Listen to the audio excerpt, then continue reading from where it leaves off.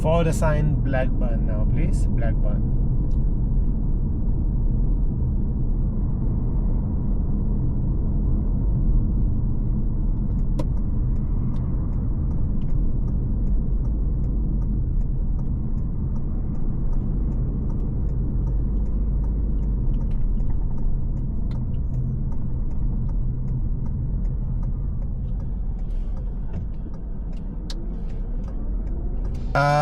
A word of advice for you. So when I asked you to follow the sign Blackburn, so we have to change.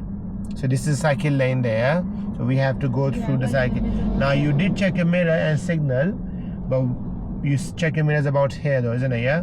Now you're driving and now you need to go to the left. What do you think, what must you do again as you're going? Check your mirrors. Which mirror again? Center and which one? Left.